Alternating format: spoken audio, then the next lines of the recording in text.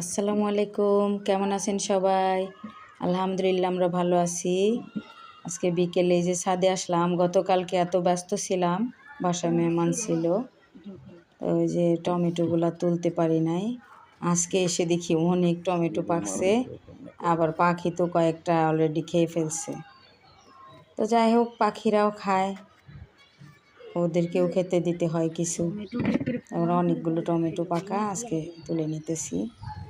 আর বেশ কিছুটা গরমও পড়ছে আজকে হঠাৎ, এই জন্য সব পেকে যাচ্ছে। টমেটোগুলো সালাদ হিসেবে আমরা খাই। এত মিষ্টি স্বাদের টমেটো, মেডিসিন ছাড়া, শুধুমাত্র গোবর সারে চাষ করা, এই জন্য আসলে স্বাদের টমেটোগুলো খেতে অসাধারণ হয়। আমি তো কখনো টমেটো রান্না করে খাই না, সালাদ হিসেবে খাই না। আমি এর ভিটামিনগুলো নষ্ট হতে দেব না, সব সালাদ হিসেবে খাই। কালকে অতিথিরাও খাইলো, অনেক প্রশংসা করলো আমার টমেটোর।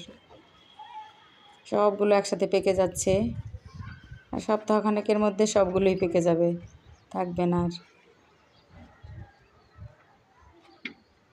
আসলে টমেটো তো সিজনালি বেশি, 12 মাস চাষ করা যায় শুনতেছি। সেই টমেটোর চারাও সংগ্রহ করতে হবে, দানা সংগ্রহ করব। বর্ষাকালেও টমেটো চাষ করা যায়, ওটা নিয়ে আসবো। তবে শীতকালে টমেটোটাই বেশি খেতে সুস্বাদু হয়। বাজার থেকে কিনে আনছি সেই টমেটো এত মজা হয় না, কিন্তু ছাদের টমেটোগুলো খেতে অনেক মিষ্টি লাগে, বাচ্চারাও খায়।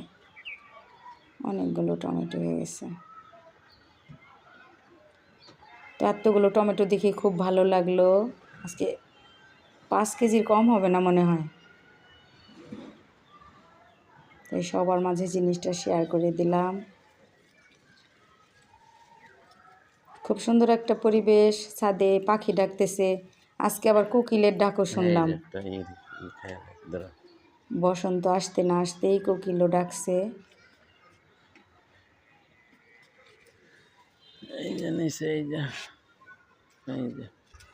অনেকগুলো টমেটো, বেশিগুলোই পেকে গেছে।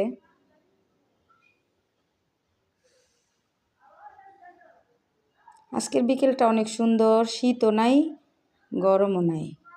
এই যে কতগুলো টমেটো, ওই যে বড় টমেটোটা পাখি খেয়ে ফেলছে।